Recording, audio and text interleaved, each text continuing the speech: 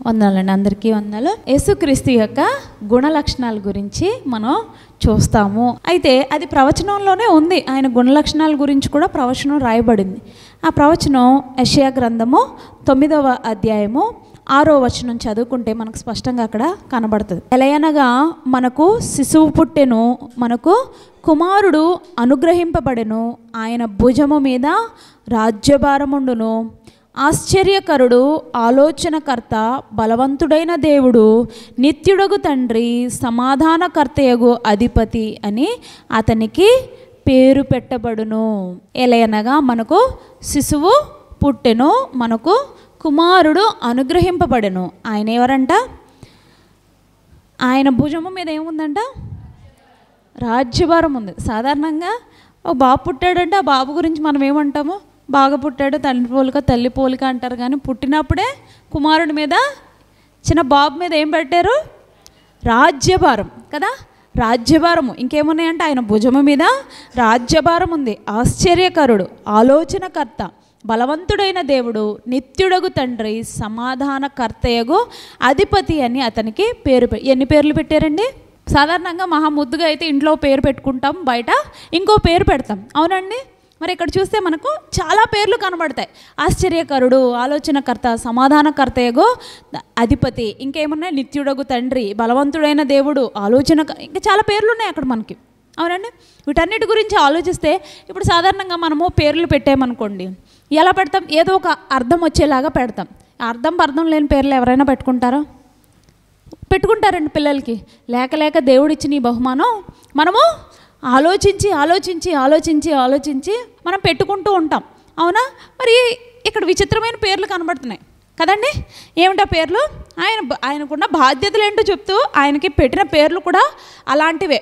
ఆలోచన కర్త అంట, ఆశ్చర్యకరుడు, ఆలోచన కర్త అనుంది. యోహాను సువార్త ఆయన ఆశ్చర్యకరుడు ఎందుకు అయ్యాడన్న దానికి ఎక్స్ప్లెనేషన్ యోహాను సువార్త 1వ అధ్యాయము 1 నుంచి 5 వచనాలు చూస్తే మనకు అక్కడ కనబడుతుంది. ఆది యందు వాక్యముండెను, వాక్యము దేవుని యొద్ద ఉండెను, వాక్యము దేవుడై ఉండెను, ఆయన ఆది యందు దేవుని యొద్ద ఉండెను, సమస్తము ఆయన మూలముగా కలిగెను, కలిగి ఉన్నది ఏది ఆయన లేకుండా కలగలేదు. ఆయనలో జీవముండెను, ఆ జీవము మనుషులకు వెలుగై ఉండెను, ఆ వెలుగు చీకటిలో ప్రకాశించుచున్నది గాని చీకటి దాన్ని గ్రహించకుండెను. 15వ వచనం చూస్తే యోహాను ఆయన గురించి సాక్ష్యం ఇచ్చుచు, నా వెనుక వచ్చువాడు నాకంటే ప్రముఖుడు గనుక ఆయన నాకంటే ముందటివాడాయననియో, నేను చెప్పినవాడు ఈయనే అనియో ఎలుగెత్తి చెప్పెను.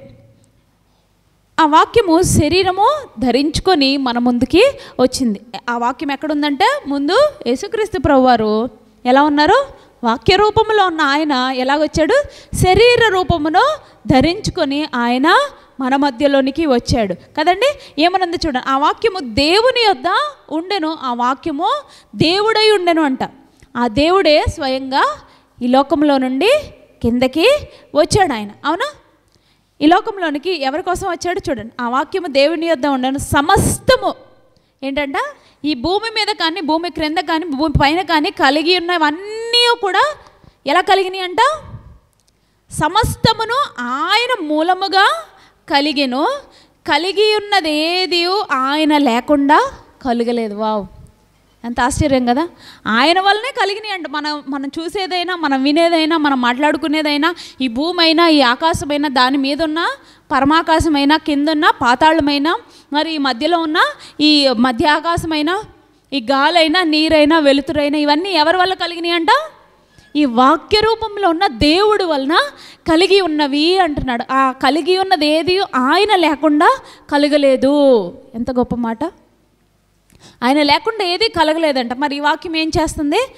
ఆయనలో ఏముందంట? జీవముంది. అది ఆయనలో ఏముందంట?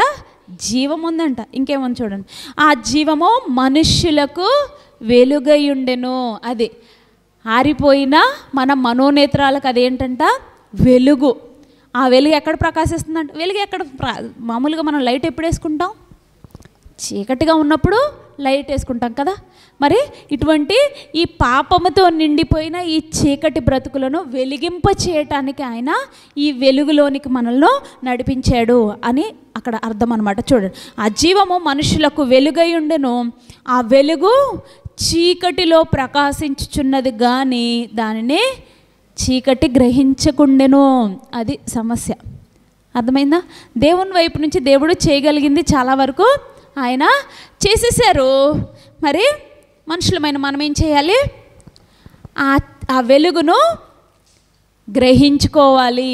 మరి ఆయన ఎయిర్పోర్ట్లో ఉన్న నీవు నేను అయితే ఆ వెలుగును గ్రహించుకున్నామో, మరి మన వెనుక ఈ లోకమంతా కూడా అట్టి చీకటిలోనే ఉంది. ఈ చీకటి వెలుగునిస్తున్న ఈ దేవుని గురించిన వార్త వారికి కూడా తెలియాలి. ఇది యేసు యొక్క రాకకున్న అర్థం. అది ఆశ్చర్యకరుడు అన్న మాటకు అర్థం. రోమీలకు రాసిన పత్రిక 9వ అధ్యాయము 5వ వచనం తీస్తే మనకు అక్కడ ఇంకొక మాట మనకు కనబడుతుంది. చూడండి, శరీరధారి అయి ఉండెను అన్న మాటకు అర్థం మనం అక్కడ చూస్తాం. శరీరమును బట్టి క్రీస్తు వీరిలో పుట్టెను, ఈయన సర్వాధికారి అయిన దేవుడయుండి నిరంతరము స్తోత్రార్హుడై ఉండెను. ఆయన ఏంటి? శరీరమును బట్టి ఆయన శరీరధారి అయి పుట్టి ఆయన ఏం చేస్తున్నాడు? నిత్యము. ఎందుకు నిత్యము స్తోత్రార్హుడై ఉన్నాడంటే, మరి ఈ చీకటిలో ఉన్న ఈ ప్రజలందరికీ వెలుగు ఇవ్వడానికి, రక్షణ ఇవ్వడానికి ఆయన పుట్టాడు. ఈ రాజ్యభారం ఏంటి? మరి ఈ రాజ్యమును పరిపాలించాలి అంటే ఈ లోకంలో ఉన్న మనం చూస్తున్న, లేకపోతే మనం ఆలోచించుకుంటున్న అధికారము కాదు, కానీ ఆయనకున్నది మన ఆత్మల మీద అధికారం ఆయనకి ఉన్నది. మన ఆత్మలను రక్షించడానికి, మనలను నిత్య జీవంలోనికి తీసుకువెళ్ళటానికి ఆయన మన కోసము ఈ లోకంలోనికి శరీరధారి అయి వచ్చేసాడు. అది మనకు సంతోష వార్త, మిగుల సంతోష వార్త అదే. మరి అవునండి, అదే మిగుల సంతోషకరమైన వార్త. ఆయనకి ఇంకా అనేకమైన పేర్లు ఉన్నాయి. సర్వాధికారి అన్న పేరు ఆయనకు ఉంది. మత్తయి సువార్త 28వ అధ్యాయము 18వ వచనంలో మనకు ఆ మాట కనబడుతుంది. చూడండి, 28:18 మత్తయి సువార్త. అయితే యేసు వారి యొద్దకు వచ్చి, పరలోకమందును భూమి అందును నాకు సర్వాధికారము ఇయ్యబడి ఉన్నది అని చెప్పాడంట. ఎవరికి ఉంది సర్వాధికారము? యేసుక్రీస్తు ప్రభు వారికి. ఎందుకు? ఆయన నీ కొరకు నా కొరకు ఆయన మరణించి తిరిగి లేచి అసలు దేవునితో తన తండ్రితో ఉండడం విడిచిపెట్టకూడని భాగ్యమని ఎంచుకొనలేదు, కానీ ఆయన శరీరధారి అయి ఈ లోకంలోనికి వచ్చి నీ కొరకు నా కొరకు ఆయన ఏం చేస్తున్నాడు? మన పాపముల కొరకు, మనకు విడుదల కలిగించడం కొరకు ఆయన నిత్యము తండ్రి దగ్గర కూర్చొని విజ్ఞాపనం చేయటానికి ఆయన వచ్చాడు. ఆయనకు సర్వాధికారము ఇయ్యబడి ఉన్నది అన్నమాట మనం చూసాం. మూడవదిగా మనం చూడబోతున్నాము కొలసీలకు రాసిన పత్రిక 2వ అధ్యాయము 3వ వచనం. కొలసీలకు రాసిన పత్రిక 2వ అధ్యాయము 3వ వచనం నేను చదువుతాను. బుద్ధి జ్ఞానములను సర్వ సంపదలను ఆయన యందు గుప్తమై ఉన్నవి. అది సర్వజ్ఞాని అయిన దేవుడు అంట, సర్వాధికారి అయిన దేవుడు, ఆశ్చర్యకరుడైన దేవుడు, సర్వాధికారి అయిన దేవుడు, సర్వజ్ఞాని అయిన దేవుడు అంట. ఆయన యందే సర్వ జ్ఞానము. ఈ లోకములో ఇటువంటి జ్ఞానమునకు మించిన దేవుడు ఎవ్వరూ కూడా లేరండి, ఆయన తప్ప. మరి ఆ జ్ఞానమునకు అధిపతి అయిన కర్త కర్మ క్రియ ఆయనే. అందుకే ఆయన యందే ఏమున్నాయంట? బుద్ధి జ్ఞానములు ఆయన యందే ఉన్నాయంట. ఆయనే, చూడండి మంచి మాట అక్కడ రాశారు. బుద్ధి జ్ఞానములు సర్వ సంపదలు ఆయన యందే గుప్తమై ఉన్నామంట. గుప్తం అంటే ఆయన దగ్గర ఇంకా తవ్వే కొద్దీ, గుప్త నిధులు అంటారు కదా, అవి ఏం పైన ఉండవండి. ఆయన తవ్వే కొద్దీ ఆ నిధులన్నీ బయటకు వస్తాయి. అట్లా ఆయన గురించి ఇంకా తెలుసుకుంటే ఇంకా జ్ఞానం ఉంది ఆయన దగ్గర. ఇంకా నువ్వు ఇంకెంత తెలుసుకుంటే ఆయన దగ్గర అంత జ్ఞానం ఉందంట. అటువంటి అనంతమైన జ్ఞాని అయిన దేవుడు ఈ ఆశ్చర్యకరుడైన యేసుక్రీస్తు ప్రభువారు. అది ఆయనకున్న మరొక పేరేంటి? సర్వజ్ఞాని. ప్రార్థన చేస్తాం కదా, సర్వజ్ఞాని అయిన దేవుడు ప్రభు, సర్వాధికారి, ఇవి అర్థాలన్నమాట. అది సర్వజ్ఞానము ఆయన యందు గుప్తమై ఉన్నది గనుక ఆయనకు సర్వజ్ఞాని అని పేరు. మరి 4వదిగా మనం చూస్తాము సర్వాంతర్యామి. ఆయన సర్వాంతర్యామి అంటే ఏంటి? ఇక్కడ ఉన్నాడు, అమెరికాలోనూ ఉన్నాడు, మనం ఇంట్లో ఉంటే ఇంట్లో కూడా మనతో ఉన్నాడు, అలాగని మందిరానికి మానేసి ఇంటి దగ్గర కూర్చోవడం కరెక్ట్ కాదు. దేవుడు సర్వాంతర్యామి అండి. ఆయన నేను ఎక్కడుంటే అక్కడ నాతో పాటు ఉంటాడు. అవును ఉంటాడు దేవుడు. అయితే ఆయనే ఇంకొక నిబంధన కూడా పెట్టాడేంటి, సంఘముగా కూడుకొనుట మానవద్దు. ఆయన భక్తులతో కలిసి బల్లలోనూ, మీ ముందుంచబడిన బల్లలోనూ, రొట్టెలోనూ, ద్రాక్షారసములోనూ, ఆయన శరీరానికి సాదృశ్యమైన వీటిలో మీరు పాల్గొనాలి. అందుకే సంఘానికి రావాలి. అవును, ఆయన సర్వాంతర్యామి. ఆయన నీవెక్కడుంటే అక్కడుంటా. నువ్వు పిలిస్తే ఆయన పలికే దేవుడు, నీతో ఉన్న దేవుడు, నీతో నాతో ఉన్న దేవుడు. నువ్వు ఎక్కడున్నా, నీ ఇంటిలో ఉన్నా, నువ్వు ఎక్కడున్నా కూడా ఆయన నిన్ను నిత్యము కనిపెట్టుకొని నీ మీద కనుదృష్టి ఉంచిన దేవుడు. అవునండి, సర్వాంతర్యామి. ప్రతి చోట ఆయన ఉన్నాడు. మత్తయి సువార్త 18వ అధ్యాయము 20వ వచనం, ఎలయనగా 2-3 నా నామమున ఎక్కడ కూడి ఉందురో అక్కడ నేను వారి మధ్య ఉందును. ఏమంటండి, ఎక్కడైనా ఉన్న దేవుడు అంట ఆయన. మీరు ఎక్కడ కూర్చున్నా ఆయన మీతో ఉన్న దేవుడు, మీతోనే ఉండే దేవుడు. కాబట్టి మనము ఈ దేవుడిని బట్టిన జ్ఞానము మనకి చాలా అవసరము. ఈ దేవుని గూర్చిన అనుభవ జ్ఞానము చాలా చాలా అవసరము. ఈ దేవుని మనము విడిచిపెట్టుకొనుట మంచి విషయం కాదు. ఆయన నిరంతరము ఆయన మన స్తుతులకు, మన స్తోత్రములకు అర్హుడు. ఎందుకంటే నా భారము ఆయన భుజముల మీద ఉంది. ఆయన నీ కొరకు, నా కొరకు, నీ పాపములు, నా పాపములు ఆయన రక్షించటానికి, మనకు తండ్రి అయిన దేవునితో సమాధానము చేయటానికి, మనలను మన పాపముల నుండి విడిపించడానికి ఆయన వచ్చాడు. ఇటువంటి దేవుని నీవు నేను నిర్లక్ష్యం చేసిన ఎడల, హెబ్రీలకు రాసిన పత్రికలో మంచి మాట ఉంది కదండి. 1వ అధ్యాయం, హెబ్రీలకు రాసిన పత్రిక 1వ అధ్యాయము తీయండి, అందరము కలిసి చదువుదాం ఆ వాక్యము. హెబ్రీలకు రాసిన పత్రిక 2వ అధ్యాయము 3వ వచనం మనమందరము కలిసి చదువుదామండి, గట్టిగా చదువుదాం. ఇంత గొప్ప రక్షణను మనము నిర్లక్ష్యము చేసిన ఎడల ఎలాగూ తప్పించుకొందుము.